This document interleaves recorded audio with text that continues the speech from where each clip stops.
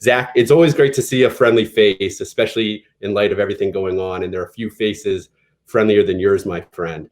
And I've done a lot of these Q&As over the past few weeks, none with a landlord or an investor and developer like yourself. So it'd be great to get your perspective on the current state of affairs, especially now as tenants are preparing to return to the workplace. So tell us a little bit about yourself and what you do. Yeah, great. Thanks for having me. And I'm impressed with what you're doing here. I think it's a great way to stay engaged with everyone. Well, if I weren't able to see people like you on a weekly basis, I would go crazy. So. Well, I started my career for a company called Lincoln Property Company in 1997, and started out as a market research associate, and then worked my way into brokerage. And every time I was doing brokerage, really focused on the landlord side of the business, because at some point I always knew that I wanted to be an owner. In 2001, I switched to a company, Trammell Crow Company, and the intention there was to get closer to the development side of the business. And then between 2001 and 2004, I was getting my master's in real estate from Johns Hopkins, and I was getting exposure to a lot of different things that I wasn't getting exposure to in the leasing world. So I left Trammell Crow and went to a company called Direct Invest, which is essentially I bought small investment properties up and down the Mid-Atlantic, anywhere from $10 to $30 million assets. I bought 12 deals in a year. But at that time, the way I could describe it, if I could drive to it, then I probably couldn't afford it in a reasonable amount of time. So I was up between Newark, Delaware, down to Norfolk. And that was really a kind of a way station between Trammell Crow. And then I joined MRP Realty in January of 2006. So 6 months after they started. And for MRP, I've been an analyst, asset manager, essentially a property manager. I've sort of done everything. And currently I run the office business for MRP Realty. People that know you and those that don't, but will soon find out, know how passionate you are, and you pour your heart and soul into all the projects you work on, and you develop close personal relationships with a lot of the tenants and the individuals in your portfolio. So I can imagine the last couple of weeks have been tough, seeing a lot of these companies struggle. Take me through the last couple of weeks and some of the adjustments and decisions that you've had to make from an owner's perspective. Yeah, it's interesting. That's exactly what we've done. We've taken it on a week-by-week basis. And every Monday morning we have a call. We have now a Zoom meeting. Before it was a meeting, now it's a Zoom meeting with our entire office team. And I've been sort of kind of categorizing each week with what we really need to focus on. The first week was safety, and making sure that all of our pandemic protocols were in place. Thankfully, our team was working on it since January. And so they were very prepared and very organized. So we had a very good response to the safety aspect of the initial part of the crisis. Week 2 was operational efficiencies and making sure that it's fascinating. If there's not a lot of people in the office building, how do you maintain a certain level of service, certainly comply with all the lease obligations? And then we do have essential workers in a lot of our assets. So we had to find the right balance between what do you turn off, how do you save money from an operational standpoint, but yet continue to provide the necessary services. It came down to as minute as turning off the electric to hot water heaters. I think during that period of time, we were able to save across our portfolio. We're estimating about 10% in the operating expenses, because we know it's a lot of those get passed through to the tenants. So we want to be really sensitive towards saving them as much money as possible. Week 3 turned into rent discussions. And, it was right around April, kind of the end of March, heading into April, making sure that all of our tenants we were communicating with the tenants, and there a fair amount of rent relief requests came in, and predominantly for April was in the retail. So we've wanted to be extremely thoughtful, and for each of the different situations, and every tenant's got a different story. Every tenant has a different financial condition. So there was no blanket approach. Every request was handled individually, appropriately, and we're also at MRP, we're an institution.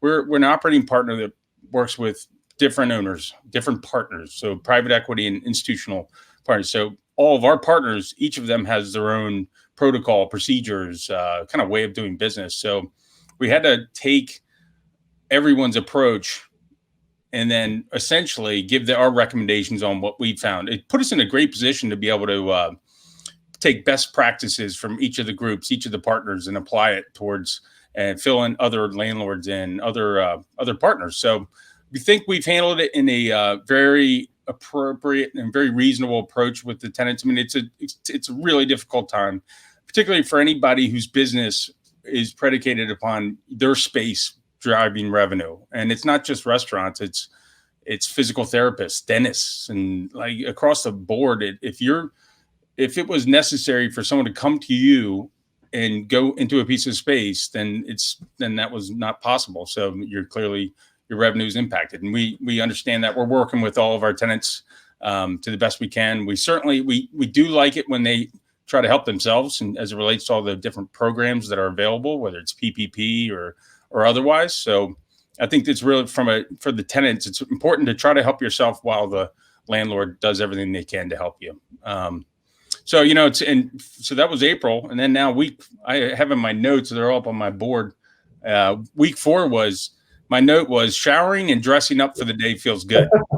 Well, you look good. It looks like you did that at least this morning. But that was my note for the team to let them know that, hey, it's going to start feeling weird. So get dressed up, and it feels better. Yeah. And then it's been since in weeks 5 through 8, it's been a lot about return to work. What does that look like? What are we doing and all that stuff?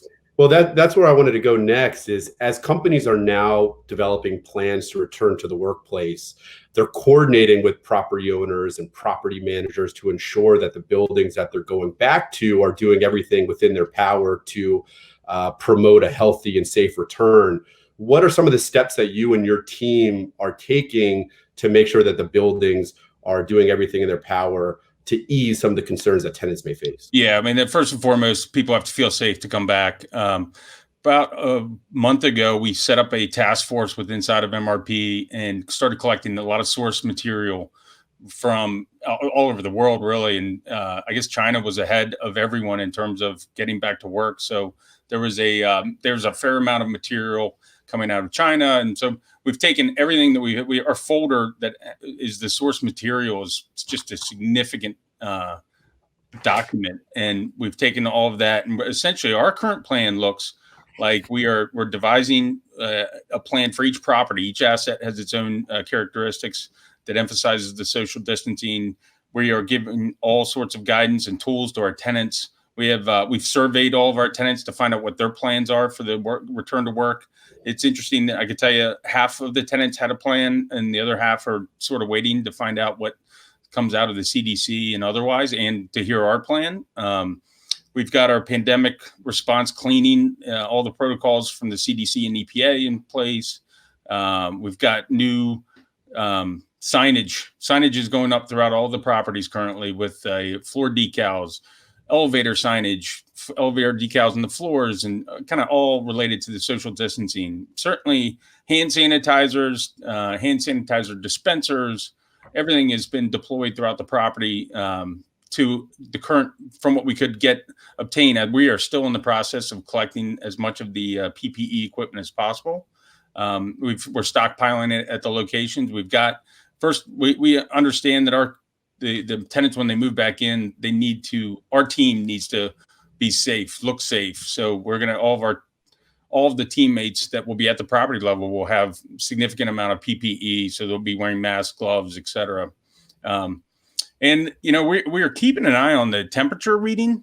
So far, we have not had a lot of, we've got one partner that is based out of New York, where in New York, they plan throughout all of their portfolio to do temperature readings in the lobby. That is not consistent. We haven't seen that throughout our portfolio in terms of partners wanting to do it. And we're trying to determine if that increases the liability. It's because when you start doing the temperature reading, it becomes a medical procedure or a medical act, I guess is the way they determine it. So that's to be determined, but this is kind of an ongoing process of figuring out what else is coming out. I can tell you, it feels like the furniture manufacturers see this as a new opportunity to create all sorts of new products. Oh, I bet. Yeah. Especially because rather than spend a ton of capital in moving the walls around in your space, you're going to be looking to the modular aspects of your space, like furniture, to adjust it and transform it in ways that really adhere to giving people enough personal space so they really feel comfortable in it. But I'm sure all those steps seem reasonable, and I'm sure that the plan will adjust as people start phasing into the office and you see what works, what doesn't work, and what adjustments need to be made. But shifting over to co-working for a moment, with your involvement in Make Offices, you've seen firsthand the rising demand for co-working over the last 5 years. Where do you see the co-working sector heading, and what changes could be taking place going forward? Yeah, I think there's going to be the immediate changes will be the kind of the health and safety of the members, and that'll mean there'll be some investments that'll need to be made as it relates to just making sure that there's increased measures on the health and safety side, and it's similar, analogous to what the landlords are doing for the tenants. I think density, which there's a real big push towards more the densification of the space, and I think that'll create. I think the higher density co-working companies will struggle. We work at 45 square feet per desk. That's just, I don't think people will return to that, and that's going to be a real challenge. I do think one of the bigger changes will be the modifications of the structuring of these of the leases. I don't think moving forward there will not be lease agreements in the traditional sense. I think it's more. It'll certainly and it already was heading towards where more management agreements will be in place, or participating leases that Industrious had already for the last year pivoted and started pursuing just management agreements, no leases. And I think everything moving forward will be in that kind of fashion. It really aligns the interests of the owner and the co-working company to a greater extent from a financial aspect and operationally. So like financially, there is a significant amount of overlap of services of costs between the co-working company on a floor or two, and the overall building services. So there's overlap and kind of wasteful spending, whether it's cleaning, staffing, et cetera. And as it relates to for the operationally, like you want in order for co-working to be the true amenity for an asset, which landlords are really interested in having a flexible offering within their portfolio, in order to really take advantage of that, there needs to be an incentive for the landlord to participate in the upside of driving people to the co-working, and also for the co-working to drive people into the rest of the asset. So I think that is significant, and that'll continue to adjust. Where the world's heading, I think it was already heading in that direction. This certainly accelerates things. I think it moves it from a 10-year horizon to a 3-year horizon. Mm-hmm. I'm certain that flexibility will continue to be important to the tenants. I think I had a call with the head of occupier services for one of the major real estate brokerage firms, and he was extremely concerned that this current disruption would do away with co-working, and because he thinks it's critical to his clients. Mm-hmm. I'd be curious as to what you think. No, I think that I've always said that real estate and business don't naturally align. With business changing year to year and technology changing year to year, it's always challenging for business leaders to make 10 or 15-year commitments with their space when their business model is changing, every day, every year. So the rise of co-working, I think, has been spearheaded by the demand for flexibility, where tenants are looking to pay or willing to pay a premium for short-term space that's built out, and it's just one less thing that they have to worry about. And especially with the product like a Make Offices has delivered, that's activated, and it's a real recruiting tool as well. So I don't think that demand is going to go anywhere. I think, to your point, the way that these agreements are structured, the layout of these co-working operations may change, but people are still going to be trending towards co-working, quasi co-working, which I want to get into a second, like the project that you have at 1501 M Street. You're delivering a town hall type of feel, which is 3 different floors where everybody has their own private spec suites centered around some shared amenity areas. And, I always credit you as being one of the more pioneering people in the industry that's always willing to test out new ideas and implement them into your buildings that are the result of a lot of research that you do. And I'm sure this period of pause has led the wheels in your head to continue to turn. What are some of the out of the box ideas that you think, or that you've had as a result of COVID, and the way that you've had to rethink the way people occupy space that you or others may implement going forward? Yeah, I think it's fundamentally, it's kind of to the point you just made. The landlords, our customer is actually not the tenants. Certainly they're the users, they occupy the buildings, but our customer is the capital markets. And for the capital markets are looking for term and credit. Mm-hmm. And our user, which is also our customer, is looking for flexibility. And so the two things have just not been aligned. And really, that's why co-working was born and has been successful. And there's a real need. So, but I think it's more incumbent upon the landlords to meet the customer demand, the user. Like, it's essentially, I had a client or a customer, a member in co-working in Chicago. I asked him, he was a large user, probably 40 seats. And I asked him why he didn't have his own space. And he said it would take him a year to find. It would take him, he would have to spend his time or someone on his teams. And by the time they found it, built it out, he'd have to sign a 5-year lease, 10-year lease, and he'd only be right for 2 years because his business changes every 2 years. Yeah, exactly. And so for what we've been doing, we've actually been working on it for the last 6 months, and 1501 M Street is our first example. It's a beta test with one of our partners, JP Morgan, where we are testing out what we think will become a more agile building solution. And it starts with the property management, which is more responsive property management, more services oriented, less in the back handling accounting, more in the front handling the hospitality nature of it, and the more kind of similar to co-work. We're taking a lot of things we've learned in the co-working world, where know your individual customers or your individual members, not the company. Yeah. And then pay attention to what their needs are and be responsive. We've launched this new property management product called Heyday, which is if you'd seen I've wrapped my car. Allison's wrapped her car. I was actually there at 1501 M Street the day you were filming the pineapple. Yeah.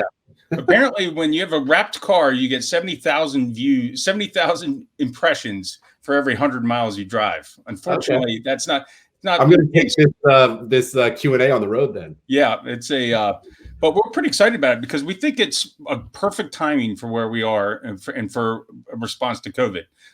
We were exploring every single component of a property management service, where our janitorial, it's going to clean differently. It's going to hit the high touch areas throughout the day. And we had already previously been planning on spraying high touch areas with anti-flu measures. And then we all have sensors in the bathroom, so we're cleaning them when they need to be cleaned, not just on a regular rotation. So we'll reduce costs there so we can deliver higher services elsewhere.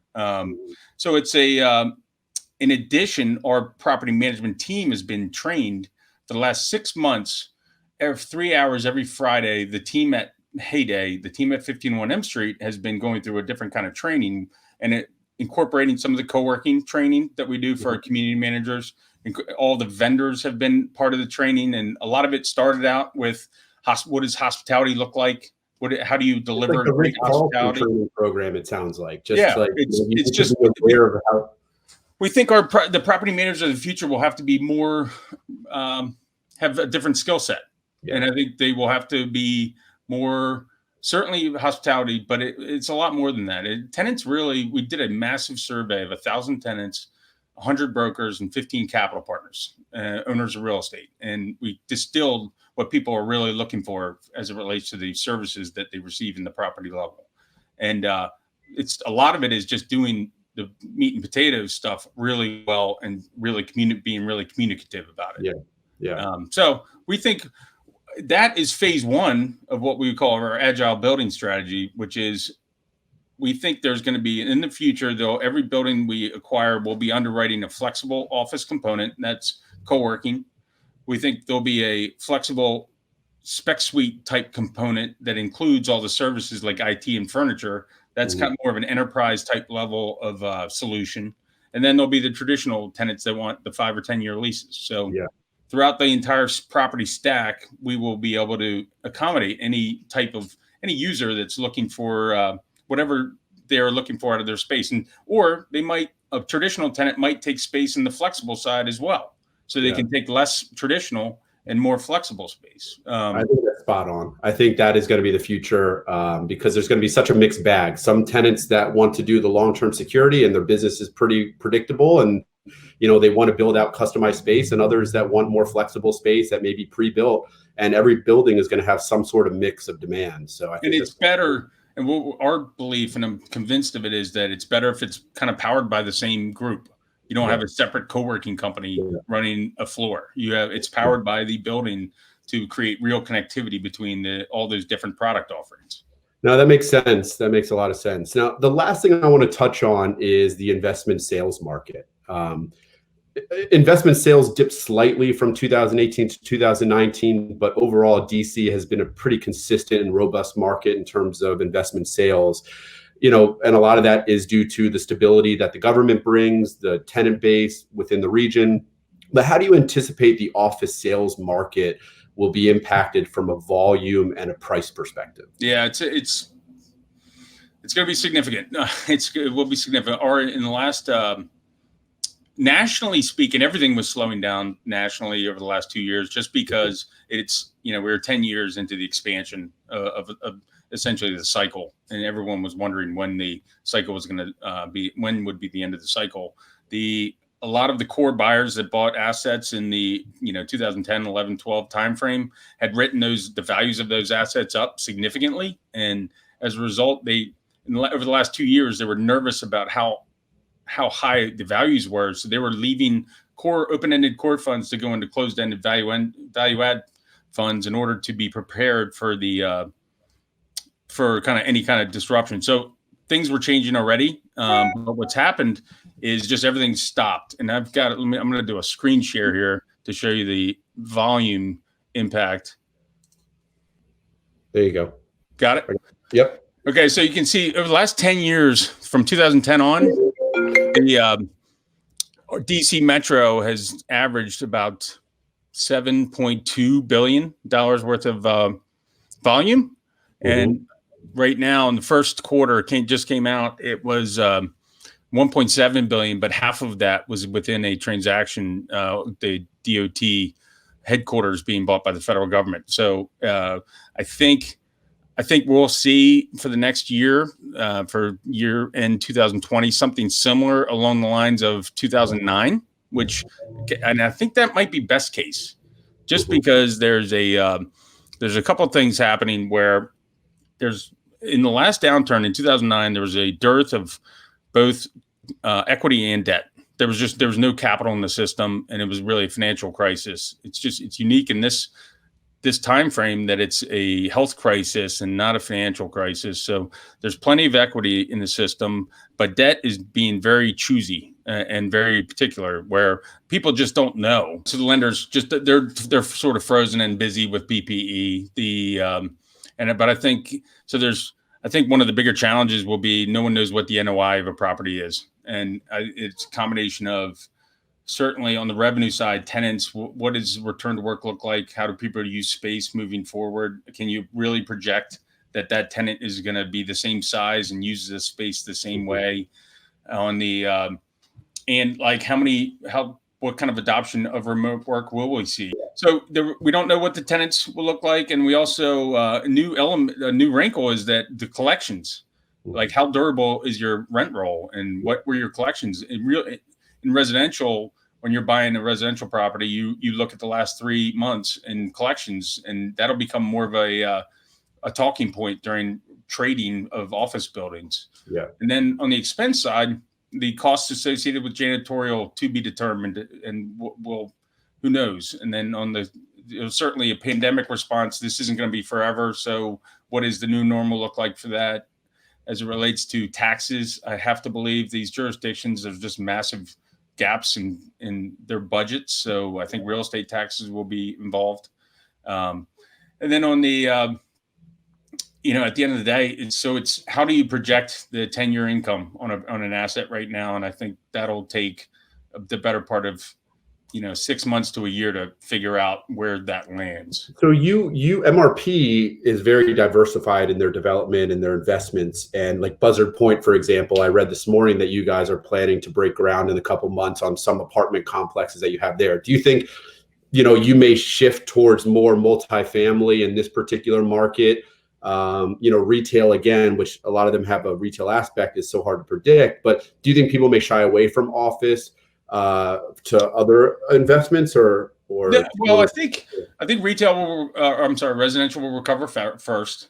People need to live, but I think when office is good office there's a real need for it, and I think you just have to be more specific and more targeted on what the tenants are looking for, what the customers are looking for, and is it the what corner, what markets, and we're doing an analysis of our rent rolls and our kind of our rent collections of what industries were impacted, what markets is suburban done better or worse than downtown from a collection standpoint. So there's so many unknowns right now. I think what I like about our company is that we're pretty nimble and we'll be able to respond first. And in the last downturn, we were buying assets in May of 2009, kind of before the rest of the market. And if we can, and we're applying the same type of forward-looking strategies to this particular downturn, and so I think we'll come out of it with new, the agile building strategy is a big part of it, and I think that'll be a big part of our growth over the next kind of 5 years. But we will continue to build the residential in really high-quality locations with high-quality kind of assets because for our residential, we try to own those as, for 15 years, where those are just long-term ownerships. And I'm pretty certain we know that the ballpark next to the soccer stadium will be a better place. That'll be a different place in 15 years. That's as a long-term horizon, that's an easy bet to make. Yeah. Yeah. Well, Zach, this has been incredible. I mean, it's always so nice to catch up with you. And I really appreciate you taking the time to sit down with me and talk a little bit about what's going on from your perspective.